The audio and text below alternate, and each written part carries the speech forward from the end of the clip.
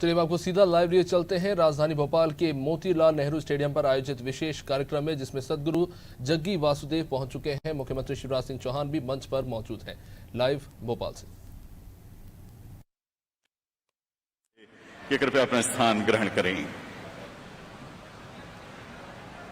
आदरणीय देवी सज्जनों, जैसा कि हम और आप लगभग पिछले 1 घंटे से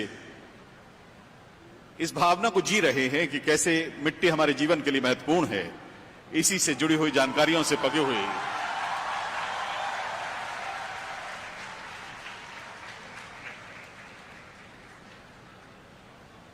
हमने एक छोटी सी फिल्म बनाई है, जर्नी ग्लिम्पसेस वीडियो। आइए उसका आनंद लेते हैं। सदगुरु की यात्रा विगत 21 मार्च से शुरू हुई है। लंदन से पूरा Europe, middle east, central Asia की कंट्रीज होते हुए सदगुरु यहां पहुंचे हैं। उनकी यात्रा के कुछ आत्मीयता से भरे पल इस फिल्म में आइए आनंद उठाते हैं।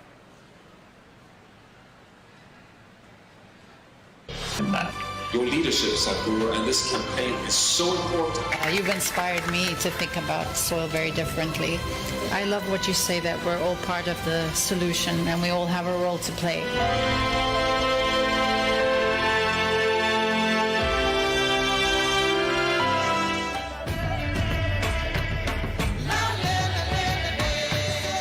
I request all of you to come together and join the Conscious Planet movement to save soil.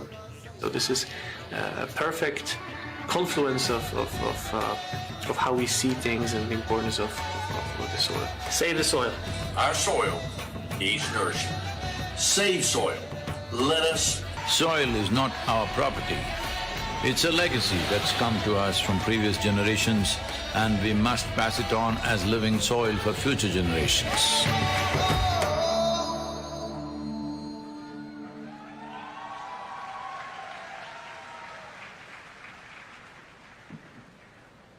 आदरणीय मित्रों, देवी सज्जनों, मध्य प्रदेश देश का सबसे हरा भरा प्रदेश है और इस जिम्मेदारी को हम पूरी विनम्रता से निभाते हैं। हमारी अपनी कोशिशें भी हैं। आइए एक छोटा सा वीडियो देखते हैं।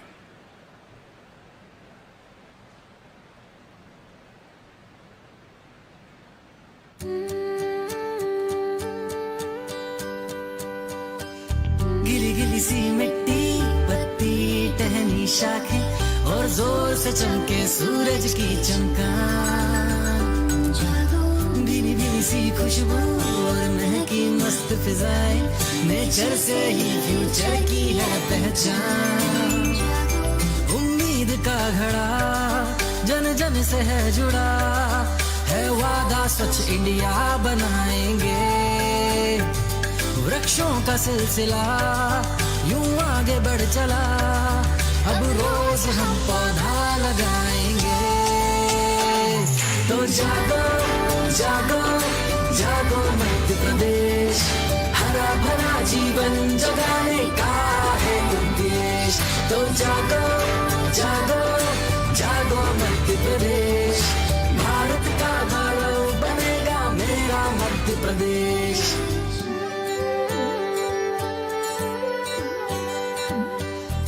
नर्मदा शिप्रा की जहाँ निर्मल धारा है, उस भूमि पर हरियाली संकल्प हमारा है। माधव से कान्हा तक जो उद्यान सारा है, उस वन में जंतु पक्षी क्या खूब नजारा है। पर्यावरण विकास हो क्यों न साथ साथ, हमारा हम कर्तव्य निभाएंगे।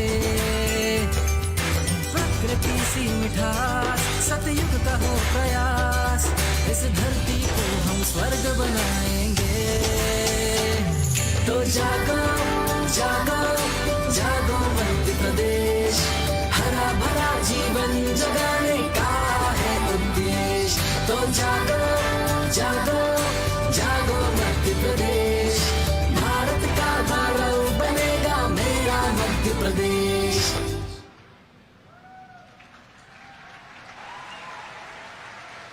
आप हमारे वीडियो में देख पा रहे होंगे, हमने पर्यावरण की बातें बच्चों के साथ बांटी हैं। हमने उन्हें बताया है कि कैसे पौधों के पीछे तितलियां आती हैं, तितलियों के साथ खुशियां आती हैं। मध्य प्रदेश में हम बहुत कुछ कर रहे हैं। मध्य प्रदेश की बात माननीय मुख्यमंत्री जी आपके साथ साझा करेंगे और फिर वे ही बहुत आग्रह और आदर के साथ यहां बुलाएंगे हमारे आज के मेहमान को। बहुत आदर के साथ आमंत्रित हैं माननीय मुख्यमंत्री जी, और उसके बाद वे ही आमंत्रित करेंगे सदगुरु को।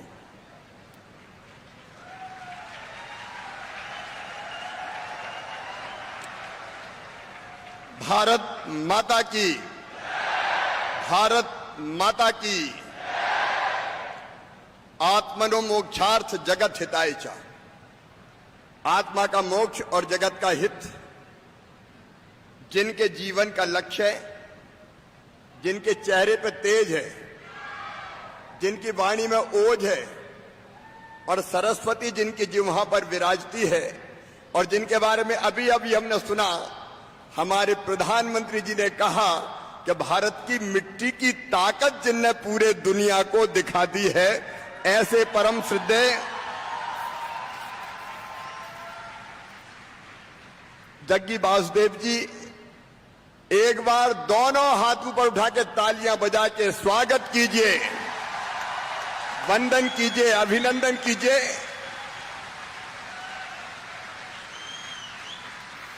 जोर से एक बार तालियां हो जाए। सदगुरु आपका स्वागत है, आपका वंदन है, आपका अभिनंदन है। आप जो लगातार, अब कोई कल्पना कर सकता है, यूरोप, मध्य एशिया, उत्तर पूर्व कई देशों से गुजरते हुए अपनी इस पवित्र भारत भूमि के हृदय प्रदेश मध्य प्रदेश पहुंचे। मैं मध्य प्रदेश की 8.5 करोड़ जनता की ओर से एक बार फिर आपका हृदय से स्वागत करता हूं, अभिनंदन करता हूं। आपने मिट्टी बचाओ मतलब धरती बचाओ, जिंदगी बचाओ। अरे आने वाली पीढ़ियों के लिए ऐसी धरती तो रहने दो कि जिस पर जीव जंतुओं का भी अस्तित्व हो। हम सब जानते हैं भारत ने आज नहीं, हजारों साल पहले दुनिया को कहा, अयम निजम परावेत्ति गणना लघु चेत साम उदार चरिता नाम तू वसुदैव कुटुंबकम। ये मेरा, ये तेरा है। ये सोच छोटे मन वालों का होता है। जो विशाल हृदय के होते हैं वो तो कहते हैं सारी दुनिया ही एक परिवार है। वसुदैव कुटुंबकम, ये मंत्र देने वाले सदगुरु केवल भारत नहीं, देश की सीमाओं के बाहर जाके वो आध्यात्मिक गुरु, आध्यात्मिक संत तो है ही, लेकिन उन्होंने भौतिक और अध्यात्म का अद्भुत समन्वय करके दिखाया है। भारत ने आज नहीं, हजारों साल पहले कहा,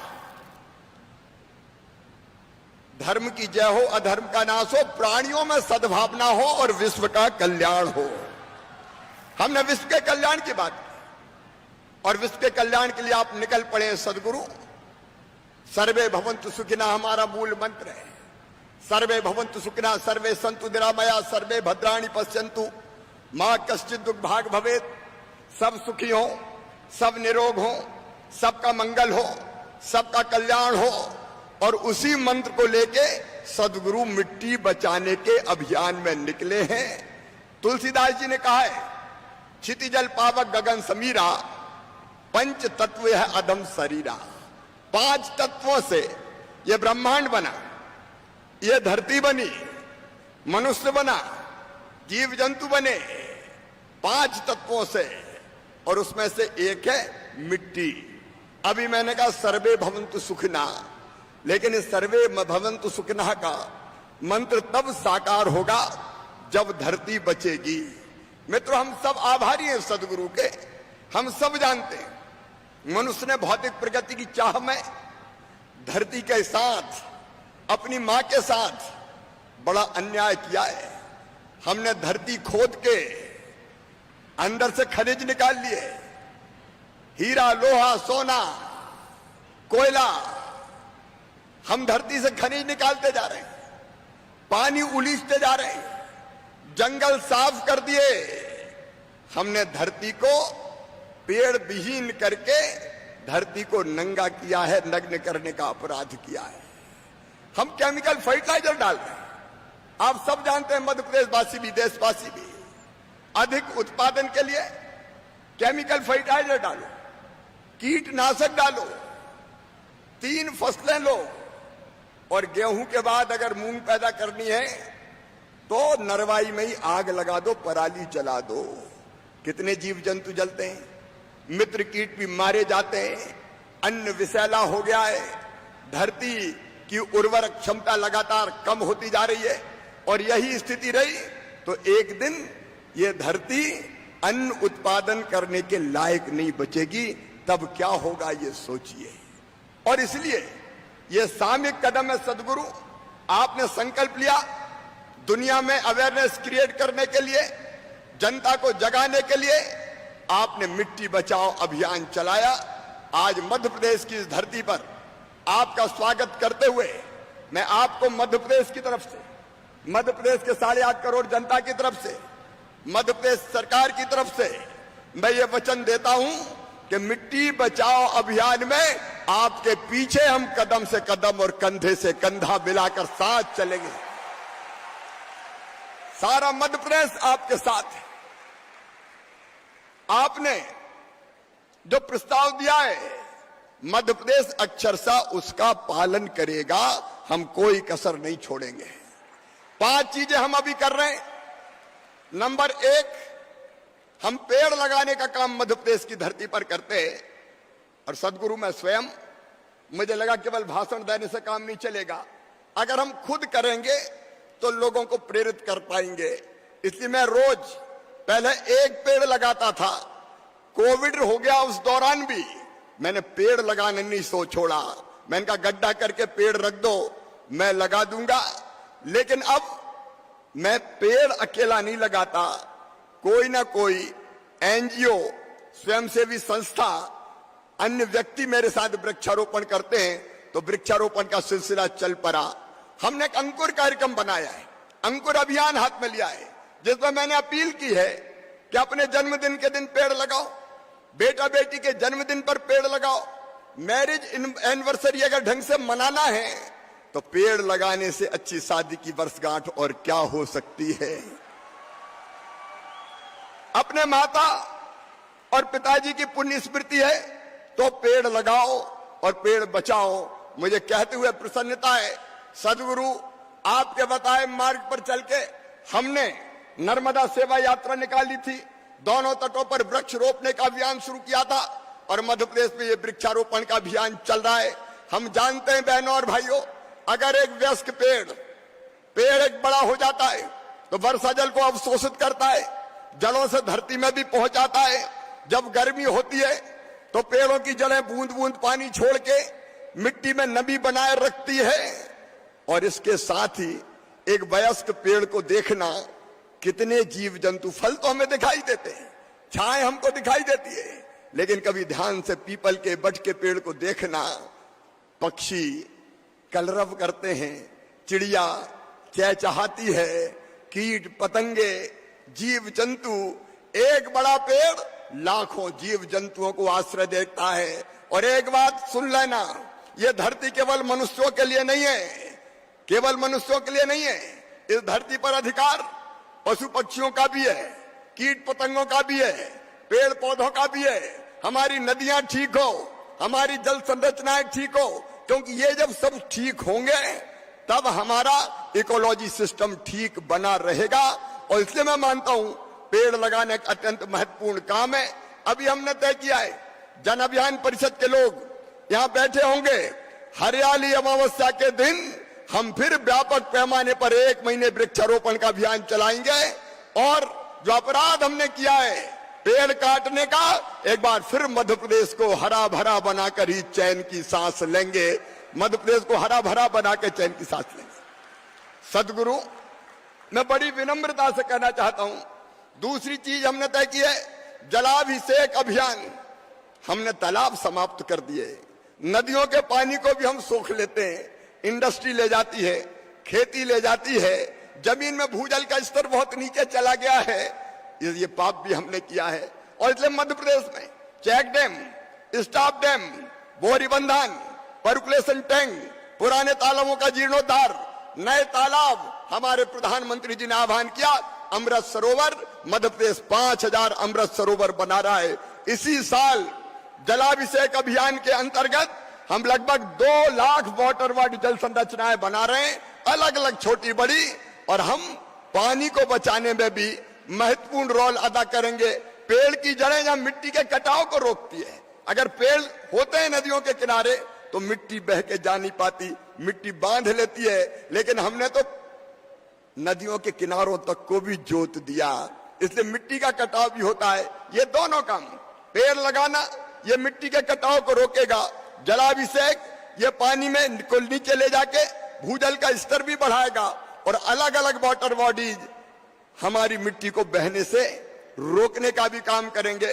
तीसरा काम सदगुरु आपके आशीर्वाद से ऊर्जा साक्षरता अभियान मध्य प्रदेश में हमने तय किया है।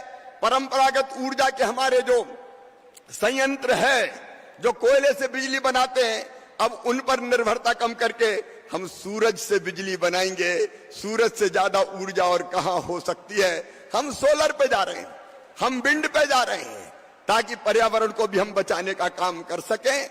और चौथा काम जैविक खेती और प्राकृतिक खेती। आज मुझे आपको बताते हुए भी प्रसन्नता है कि मध्य प्रदेश में 7.5 लाख हेक्टेयर जमीन में हम जैविक खेती कर रहे हैं, मतलब केमिकल फर्टिलाइजर का उपयोग नहीं करते, ऑर्गेनिक फार्मिंग करने का काम मध्य प्रदेश में हो रहा है।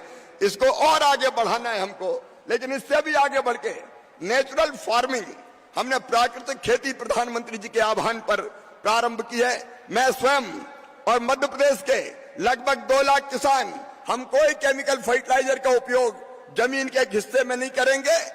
गाय का गोबर, गोमूत्र, गुड़, उससे जीवामृत बनेगा, घन जीवामृत बनेगा।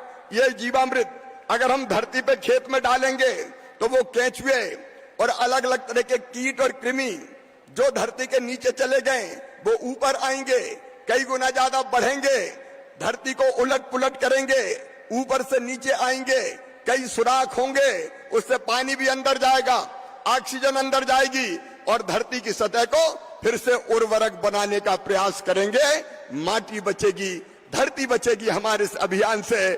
तो इस अभियान को भी सदगुरु हमने हाथ में लेने का प्रयास किया है।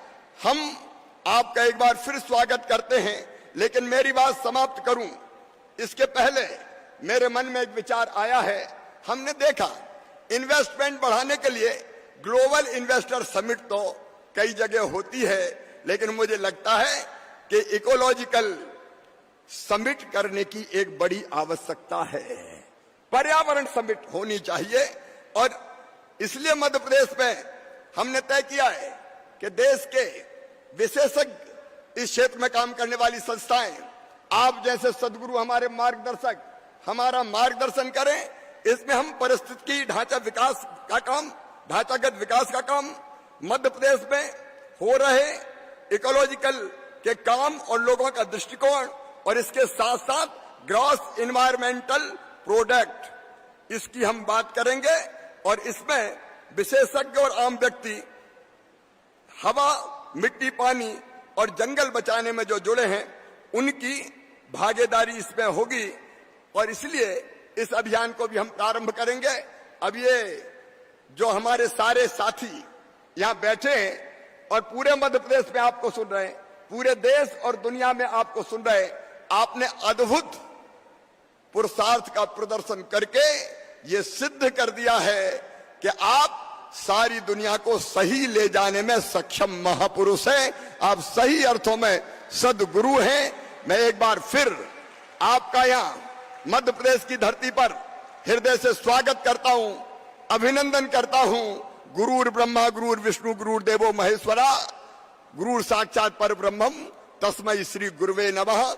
आपको प्रणाम करते हुए मैं आह्वान करता हूं कि आप आइए, हम सबको मार्ग दिखाइए, दुनिया का मार्गदर्शन कीजिए, मिट्टी बचाइए, और केवल आप नहीं हम सब मिलके मिट्टी बचाएंगे। बोलिए बचाएंगे, सब मिलके बचाएंगे, पेड़ लगाएंगे, पानी बचाएंगे, सदगुरु ने जो राह बताई है उस पर चलेंगे। तो सदगुरु यहां आए उसके पहले संकल्प लीजिए कि मिट्टी बचाने के अभियान में हम केवल यहां आपको सुनने नहीं आए, सुन के हम गुनेंगे और आप जो रास्ता बताएंगे उस रास्ते पर चलेंगे। संकल्प के लिए आप तैयार हैं? जोर से बताएं, तैयार हैं? तो संकल्प लेने के लिए दोनों हाथ ऊपर उठा के, दोनों मुट्ठी बांध के, भारत माता की जय बोल के हम सदगुरु के बताए मार्ग पर चलने का संकल्प लेंगे, मिट्टी बचाने का संकल्प लेंगे। बोलिए भारत माता की, भारत माता की, सदगुरु की, सदगुरु की।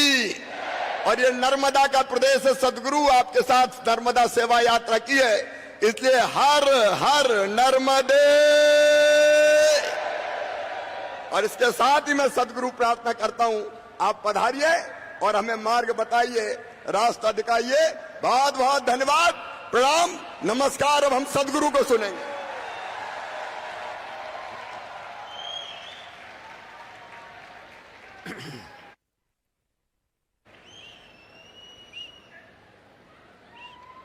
Hello. Hello.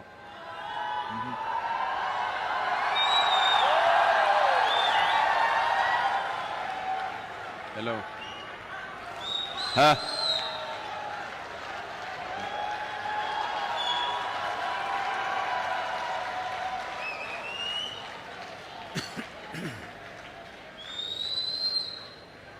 कालो न जानाति तव जननम्, कालो न जानाति तव समापनम्, दृष्टो मया तव महाकारः योगेश्वर काल काल, योगेश्वर काल काल।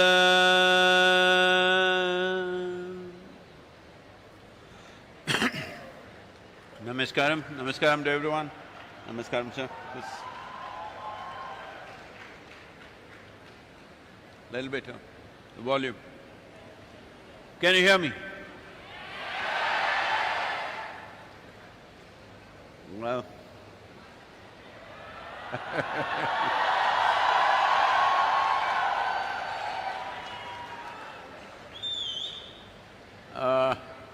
This is probably the 79th day. I've lost track of days, somewhere around that, around 80 days maybe. And nearly 25,000 kilometers, 27 nations, 74 nations have signed up for Save Soil, and of course, the 4 states in India. And this is the 533rd event that I am doing since 21st of March.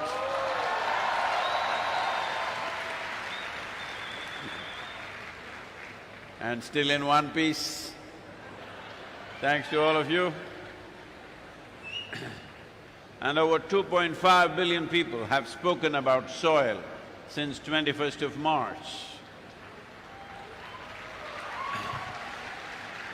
Why? Why a movement like this has become necessary? The human condition is like this. There was a potato farmer. I'm telling you a story, okay?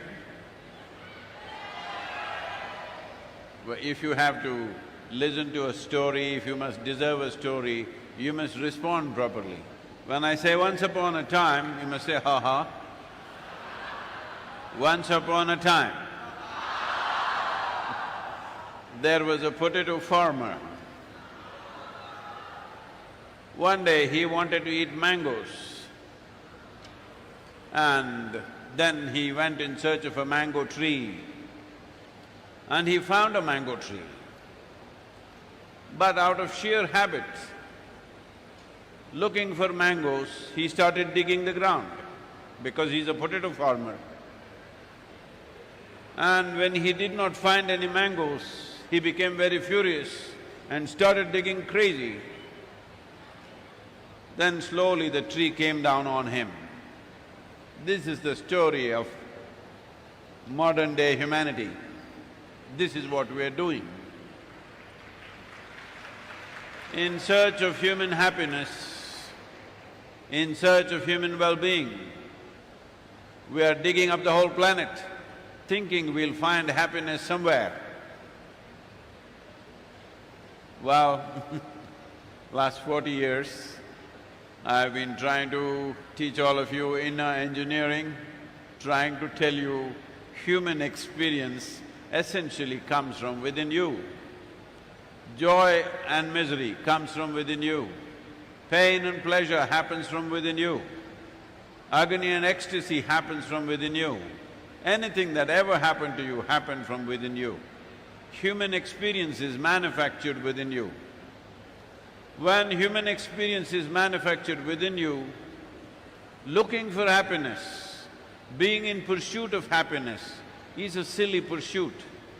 But unfortunately, the world has gotten into this habit like the potato farmer.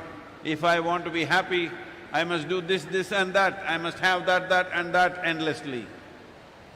No, to be happy means you're pleasant in your mind. Let me talk about pleasantness. If your body becomes pleasant, we call this health. You want it?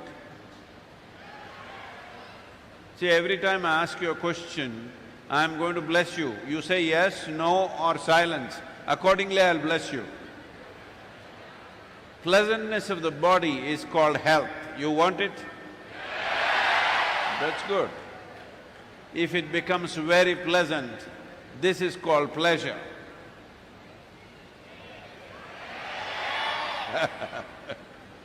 If your mind becomes pleasant, we call this peace. If it becomes very pleasant, we call this joy. If your emotions become pleasant, we call this love. If it becomes very pleasant, we call it compassion. If your very life energies become pleasant, we call this blissfulness.